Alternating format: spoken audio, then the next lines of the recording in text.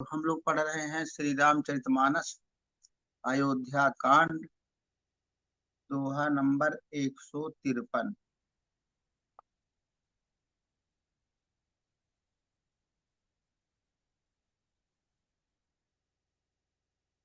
सब रानियां विलाप करके रो रही हैं। उस महान विपत्ति का कैसे वर्णन किया जाए।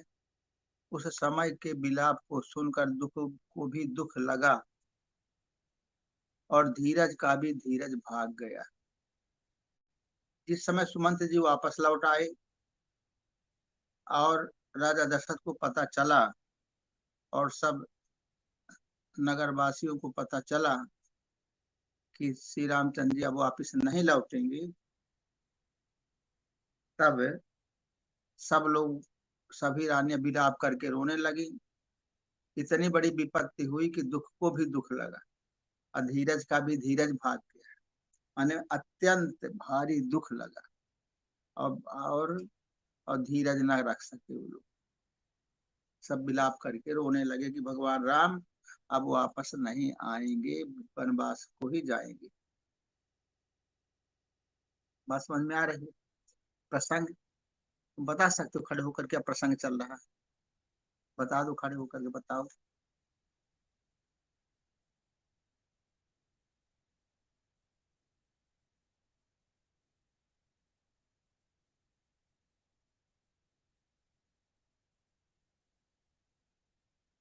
क्या करने लगे?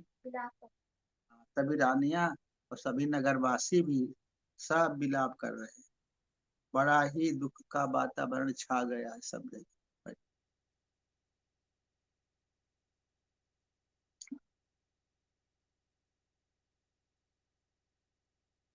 प्राण कंठ गति नहीं, भयउ कोलाहल अबध अति सुनिंद्रिप राउर सोरु विपुल विहग बन परे उन्नीस मानव पुलिस कठोर। आइए, भयउ कोलाहल अबध अति, राजा के रनिवास में, राजा के रनिवास में रोने का शोर सुनकर अयोध्या भर में बड़ा भारी कोहराम मच गया। भयउ कोलाहल अवध अति सुन नृप राउर शोर, शोर सुन करके, रोने का शोर सुन करके अयोध्या भर में बड़ा भारी कोहराम मच गया। महलों का रोना, महलों का रोना।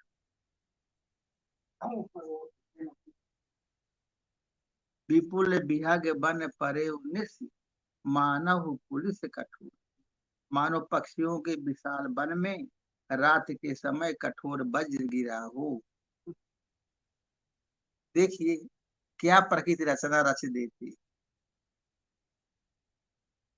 दशरथ जी अगर कैकेयी को वरदान न दिए होते तो क्या ऐसी स्थिति आती? नहीं आती। अगर ये पूरी घटना सत्य है, सही में कैकेयी ने वनवास दिया दशरथ जी, वो रामचंद्र जी, और दशरथ जी को अत्यंत दुख हुआ, तो हम लोगों को स्थूल दृष्टि से क्या सीख देनी चाहिए कि किसी को भी ऐसा ऐसी वाणी नहीं देना चाहिए, ऐसी ऐसी बात नहीं कहना चाहिए कि हम तुमको ये वरदान देते। वरदान में नहीं, किसी को मान लीजिए कि आपने कह दिया कि हम तुमको फलाना काम करेंगे, अब मान लीजिए कि अगर हम नहीं रह गए तब कैसी परिस्थिति आ जाए। इसलिए किसी को कोई प्रतिज्ञा नहीं करके करना चाहिए कि हम ऐसा कर देंगे। बात नहीं, वर्तमान में जो कुछ है उसी पर विश्वास करना चाहिए और उसी का महत्व देना चाहिए और उसी की बात करनी चाहिए, और भविष्य की बात नहीं करनी चाहिए। भविष्य हम ऐसा कर देंगे, ये तो लुभाना है, ये तो उनको लुभाना है कि हम ऐसा कर देंगे और रहे तो, ताकि हम रहे आए ऐसा करने के लिए। क्या पता बीच में ही चल बसे, आदमी कोई ठिकाना है कैसी परिस्थिति आ जाए। इसलिए किसी को वरदान नहीं देना चाहिए कि हम ऐसा करके दिखा देंगे। चिंता न करो बेटा, तो कैकेयी को वरदान दे दी कि वरदान मांग लो हमारी प्रसन्नता की। अब वरदान दे दिए तो बताइए आज दशरथ को उसी वरदान के कारण ये उनकी स्थिति हुई है, अत्यंत दुख के सागर में डूब रहे हैं। उनके कारण पूरा नगर दुख। एक व्यक्ति की बात, एक, हाँ, तो ये ऐसा एक बात है कि किसी को इतना बड़ा वरदान देना, प्रतिज्ञा करना, ये नहीं करना चाहिए। इसे शिक्षा मिलती है कि भविष्य में ऐसा हम कह दे नहीं कर सकते, तब क्या होगा, पब्लिक विरोध करेगी ना कि आपने कहा था, किया क्यों नहीं।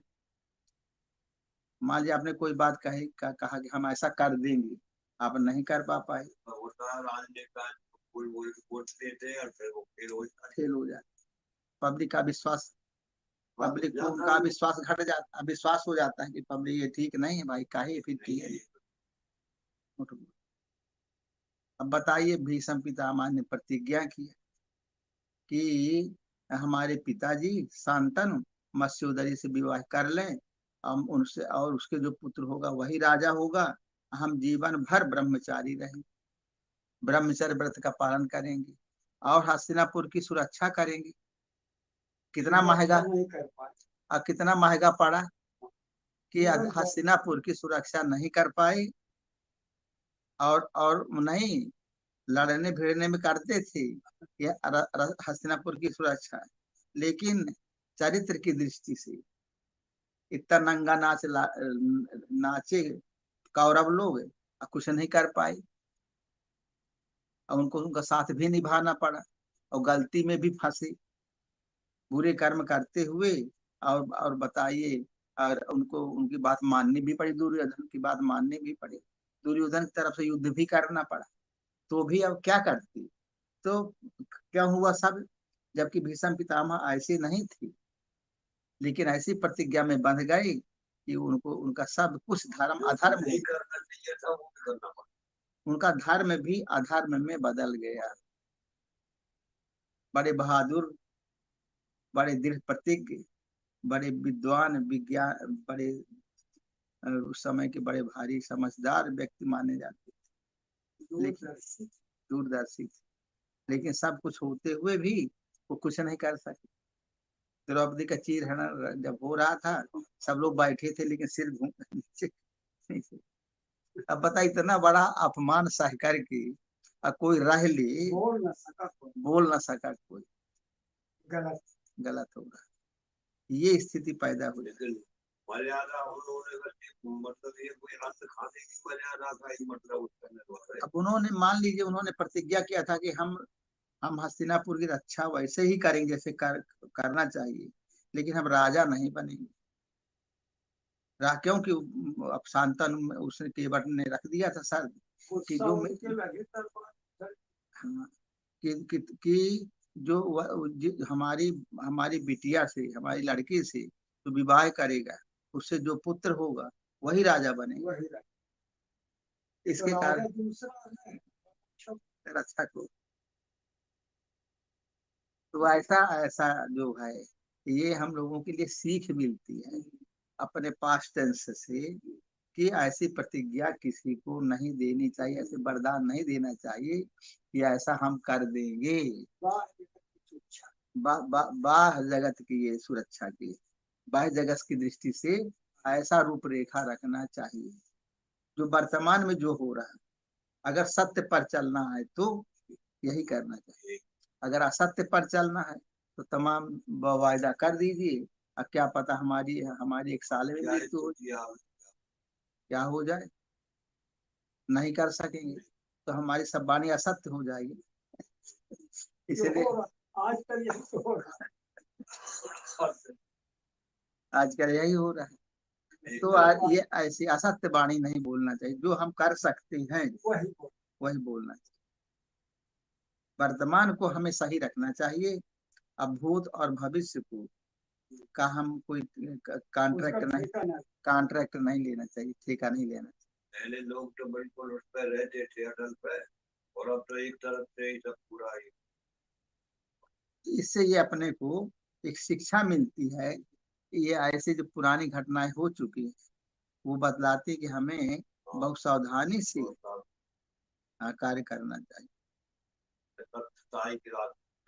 हाँ, सत्य के रास्ते पर चलना है। तो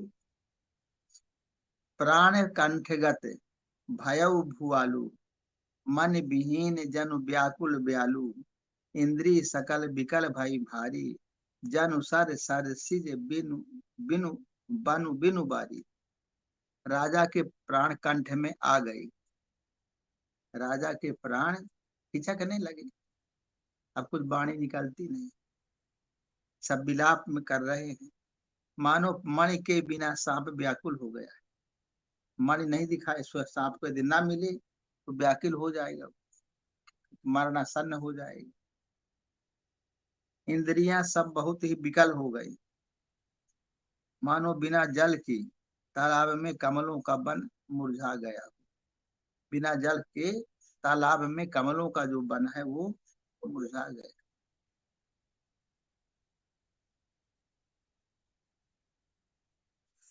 कौशल्या नृप दीख मलाना, रविकुल रवि अथ गए अथयऊ जिय जाना।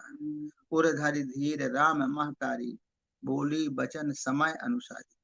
कौशल्या जी ने राजा को बहुत दुखी देख कर अपने हृदय में जान लिया कि अब सूर्य कुल का सूर्य अस्त हो चला। सूर्य कुल का जो सूर्य है दशरथ जी है, अब अस्त हो चले, मतलब डूबने वाले। ऐसा कौशल्या जी ने हृदय में, अपने हृदय में जान लिया, क्योंकि अब वो पड़े थे, कितने समय से पड़े रहे होंगे, जब से राम गए तब से इंतजार करते करते 10-15 दिन तो लगे रहे, तो दुखी दुखी रहे। तब श्री रामचंद्र जी की माता कौशल्या हृदय में धीरज धरकर समय के अनुकूल वचन बोली, समय के अनुकूल वचन वो बोलती है। नाथ समुझ मन करिए विचारू, राम वियोग पद पयोधि अपारू। करन धार तुम अबध जहाजू, चढ़े सखल प्रिय पथिक समान। नाथ समुझ मन करी विचारू,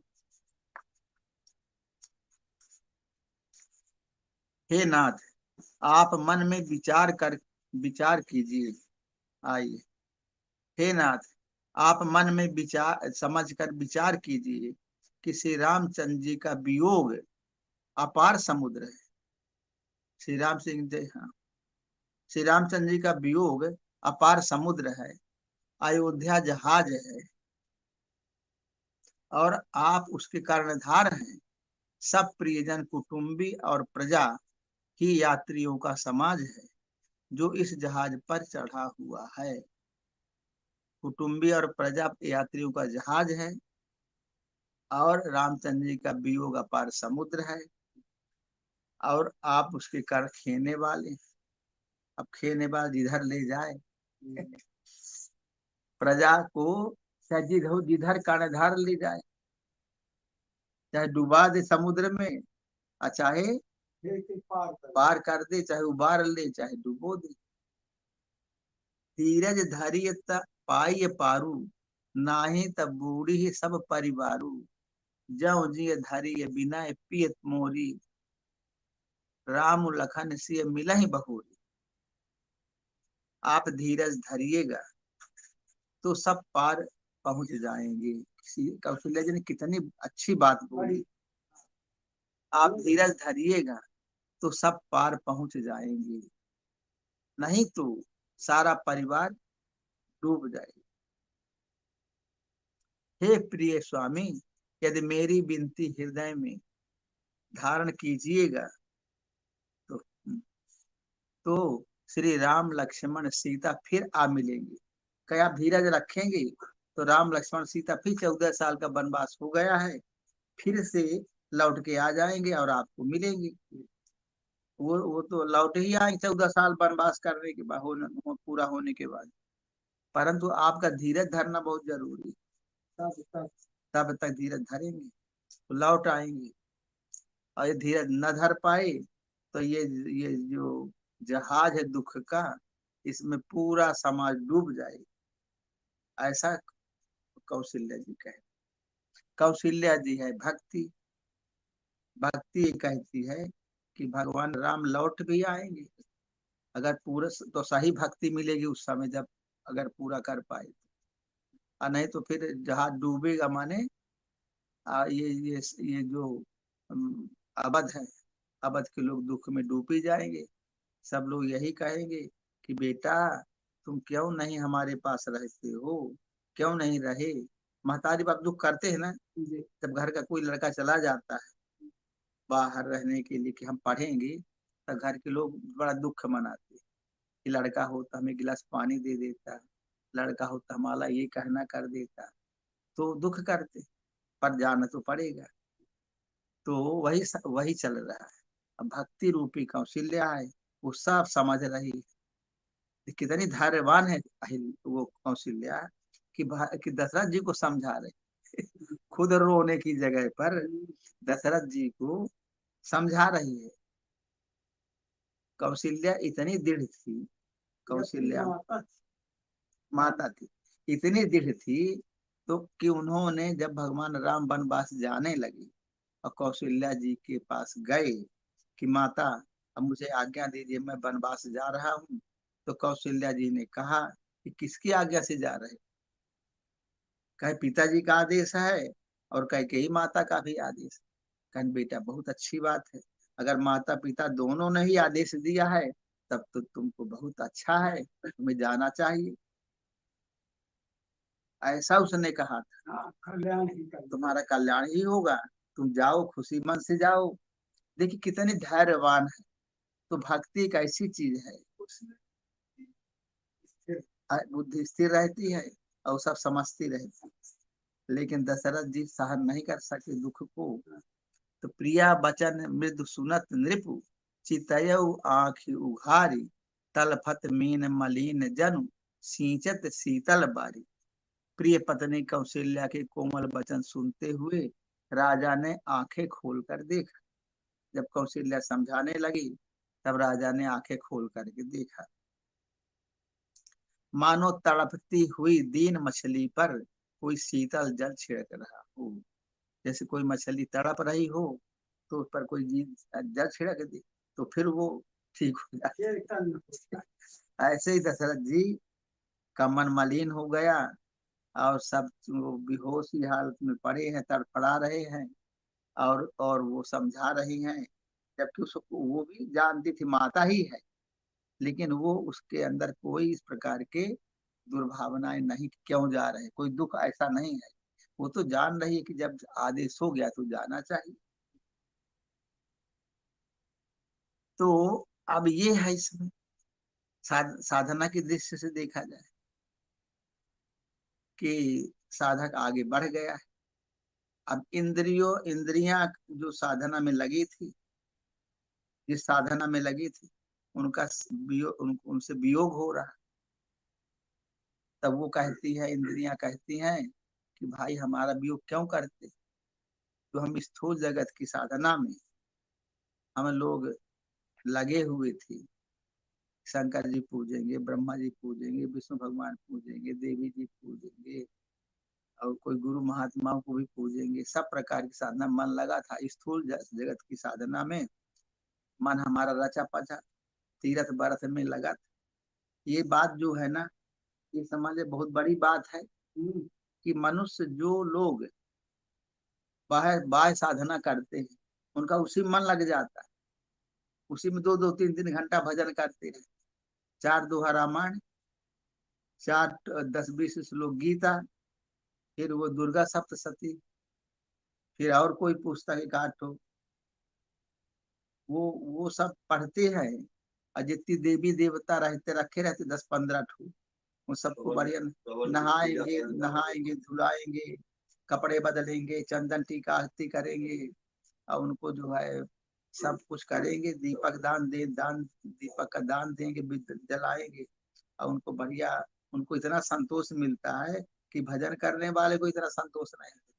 इतना जब काम कर लेते हैं अंदर बड़ी शांति आ जाती है। अपने लड़का नातियों को प्रसाद बांट देंगे, बेटा आओ ना प्रणाम करो और प्रसाद खाओ, तो बोलेगा बेटा मेरे पास टाइम नहीं है, तुम प्रसाद प्रसाद करते रहे, स्कूल जाना है जल्दी से। अरे कहीं बेटा नहीं, प्रसाद खाना होता है, भगवान का प्रसाद खाना चाहिए। क्या तुम ऐसी बात नहीं करना चाहिए बेटा, प्रसाद खाओ फिर स्कूल जाओ, कौन सी देर हो जाएगी भगवान प्रसाद। तो ऐसा शांति का वातावरण बना रहे। स्थूल जो हमारी क्रियाएं हैं भजन की, वो अपना बड़ा भारी महत्व रखती है स्थूल जगत, आधार बनती, बेस बनती, इतना मजबूत बेस बना के रखती हैं कि बाहर स्थूल जगत का जितना वो है ना, सब उसी के सहारे चलता है। बहुत सी माता भगवान पे उसको लेके साथ घूमती है। हाँ, वो तो प्रत्यक्ष करती। अब कृष्ण भगवान को बोलती हैं, कृष्ण भगवान हमारे अभी रूठ गए हैं, अभी खाना नहीं खा रहे। कृष्ण भगवान को गर्मी लग रही है तो पंखा चला रहे हैं, कृष्ण भगवान को ठंडी लग रही तो कपड़े उड़ा देते। मन में उनके भाव जो उठा, वो माने भगवान की इच्छा से ही उठा है, और उसके लिए वो करती रहती। अब उनको गोदी में लिए और कहीं भी जाएंगे, नाचेंगी कूदेंगी गाएंगी, उनको देख करके तो अपने भाव उनके उनसे प्रेम करती हैं, तो उनके भाव अपने ऊपर आ जाते हैं। जैसे माता बच्चे की सब बात जान जाती है, ऐसे वो बच्चा कृष्ण भगवान है, और वो उसके अपने मन में जो भाव उठा, माता का रूप तो है ही है, महिलाएं माता के रूप, उसके भाव को समझ समझ के और वैसा ही वो सब करती, और बड़ी प्रसन्न होती कि हमको भगवान में कितना आनंद आ रहा है। तो वो भी साधना कम महत्व नहीं है। सोते जगते उठते बैठते भगवान को याद करती रहती 24 घंटे, और उसमें बड़ा आनंद आता है, उनमें जो है बड़ा आनंद आता है। तो ये भी कम महत्व नहीं रखती।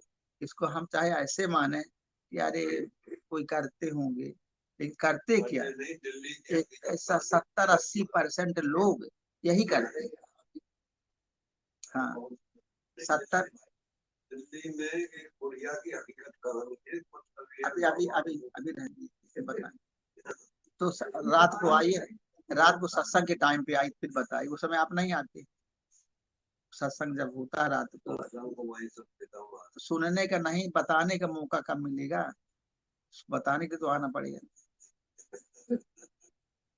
उस समय आए तो जो भी बोलना बोल दिया, अभी तो टाइम लिमिटेड है। तो स्थूल जगत, स्थूल दृष्टि से इस साधना का भी महत्व है। 70-80% लोग इसी साधना में लगे हैं, क्योंकि सूक्ष्म जगत में प्रवेश करना कठिन होता है, इसलिए स्थूल जगत की साधना बड़ा महत्व रखती है। उसी में वो आनंद मानते, सुख मानते। तो अपने अपनी रुचि है, हम सूक्ष्म जगत को मानते हैं कि बाह्य जगत को मानते हैं, तो वो उसी पर विश्वास करते, उसी को मानते हैं। उसी की कहानियां बड़ी बड़ी बन जाती हैं, बड़े बड़े रचयिता कहानियां बना देते हैं, उसी से संतुष्ट भी हो जाते। तो ये भी अपना बड़ा भारी महत्व है। तो दशरथ जी जो है, अब स्थूल जगत की जो हमारी साधना है इंद्रियों के द्वारा जा हुआ, वो भी अपना बड़ा भारी महत्व। जब उसको कोई छोड़ता है तो उसको दुख लगता कि हमारी ये साधना तो छूट रही है, उससे पहले ज्यादा आनंद आता था, अब जो हम करने जा रहे हैं इसमें उतना आनंद नहीं है। सूक्ष्म जगत का जो आनंद है थोड़ा बारीक होता है, वो बाहर से समझ में नहीं आता है, अंदर से रहता है। तो इसलिए राजा ने आंखें खोलकर देखा, मानो तड़पती हुई दीन मछली पर कोई जल छिड़क रहा हो। देखिए, अगर बाहर से हम इसको विचार करेंगे तो आदमी एकदम, हम लोग भी दीन दुख में डूब जाएंगे। उनके साथ चल रहे हैं ना, दशरथ जी के साथ चल रहे हैं, तो हमारे अंदर भी वो पिक्चर बन जाएगी, वही भाव हमारे अंदर भी आ जाएगा। लेकिन चूंकि हम उनके साथ नहीं है, हम उसको ज्ञान की दृष्टि से समझ रहे हैं, तो हम लोग उस बात को ज्यादा वो नहीं कर रहे, अंदर ग्रहण नहीं कर रहे। धर धीरज उठ बैठ भुआलू, कहु सुमंत्र कहाँ राम कृपालु, कहाँ लखन कहाँ नाराम सनेही, कहाँ प्रिय पुत्र वधु वैदेही। धीरज धरकर राजा उठ बैठे और बोले, सुमंत्र कहो कृपाल श्री राम कहाँ है, कहो कृपाल श्री राम कहाँ है, लक्ष्मण जी कहाँ है, लक्ष्मण कहाँ है, इसने ही राम कहाँ है, और मेरी प्यारी बहू जानकी कहाँ है। अब दुखी तो है ही, अत्यंत दुखी, और दुख की अवस्था में ही अचेत भी हो गए, उनको होश नहीं है अच्छी तरीके से। अब विचार, अब बुद्धि भी उनकी कुंठित हो चुकी, वो तो दुख के सागर में डूब रहे हैं, क्योंकि उनकी बुद्धि जो है आगे नहीं जा रही है। अगर कोई एक कौशल्या जी ने समझाया कि वो फिर आ जाएंगे लौट के, 14 साल के लिए वनवास जा रहे हैं तो फिर आ जाएंगे लौट करके, लेकिन उनकी समझ में ये बात नहीं आ रही। क्यों नहीं आ रही है? इसका कारण ये है कि जब साधक की बुद्धि स्थूल जगत में रहती है, स्थूल जगत तक उसकी समझ रहती है, तो अंतर जगत में कैसे प्रवेश करे? उसके लिए और गहराई में प्रवेश करना पड़े, इसलिए वो समझ नहीं पा रहा साधक। उसको रोना ही गाना अच्छा लगता, उसको विलाप करना ही अच्छा लगता, वही उसका मरना है, वही तक वो रह जाएगा, आगे वो राम निकल के अपने साधना में लग जाएंगे। तो आप ऐसा मानेंगे कि दशरथ जी पहले मर गए, रामचंद्र जी बाद में वहां गए, वो सब एक साथ ही सब क्रिया हो रही। यहाँ दशरथ जी का मरना, उधर राम जी का वनवास में। साधक अब चूंकि किताब बनी है, तो किताब में आगे पीछे तो लिखना पड़ेगा, नहीं एक साथ तो सब नहीं लिख सकता। तो वो दशरथ जी का यहाँ चल रहा है, रामचंद्र जी का चित्रकूट में चल रहा है। तो